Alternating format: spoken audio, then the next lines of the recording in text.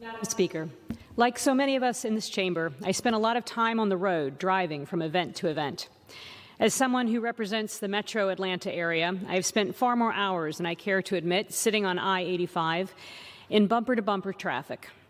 My staff have all had the experience of being on the phone with me as I pull off the road and try to find a spot with a strong signal in order to call into events, because there's just no way I'll make it in time with all the traffic. Congestion is one of the issues we all hear about with frequency. It is not a Republican issue or a Democratic issue. It is a question I get frequently, regardless of whether I'm at a town hall, speaking to a chamber of commerce, or visiting a small business. What is being done to ease congestion?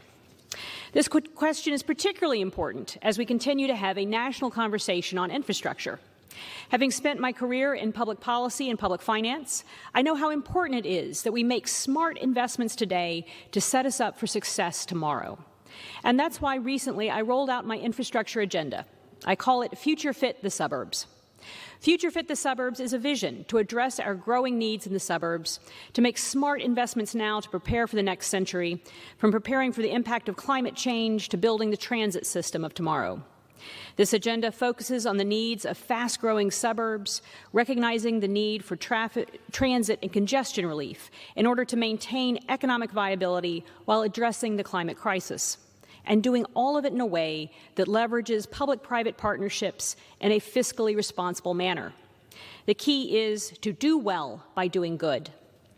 This initial launch of FutureFit the Suburbs contains 4 initiatives.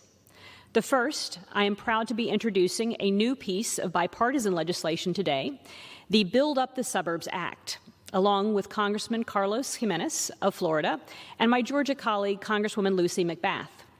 Imagine a regional bus rapid transit system that would run along our major highways and express lanes, developing an electric bus equivalent of commuter rail to help people get from suburban hubs to major commercial hubs while skipping the traffic. The Build Up the Suburbs Act would fund exactly that. The next time you need to go to the airport, wouldn't it be easier if you didn't have to budget in an extra hour or 2 just to get there? Tomorrow, I'll be introducing the National and Regional Greenways Act to provide funding for the construction and expansion of greenways across the country. Corridors of land connecting disparate communities with beautiful recreational space and environmentally friendly travel routes, thereby reducing congestion and emissions. This program would support projects like the visionary Chattahoochee River Greenway, a proposed multi-use path that would run along the Chattahoochee River in Georgia. Beyond immediate transit priorities, FutureFit the Suburbs focuses on how we can be smart in leveraging the power of public-private partnerships to maximize available resources.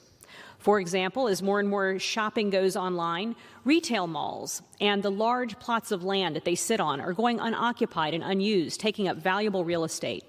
Through low-interest and guaranteed loan programs, these areas can be restored in a way that serves the community. Finally, creating a national infrastructure bank would provide federal seed money to leverage significant private sector investment in major infrastructure projects. Private investment is on the sidelines and looking to invest in our roads, bridges, broadband, and electric charging infrastructure. Change is coming, whether we like it or not. We can make smart investments now that enhance our quality of life, or we can spend a lot more time, money, and effort retrofitting the same projects years down the road. By investing now, we can help slow the effect of climate change, create jobs, and position the suburbs for success in the years to come. I yield back my time.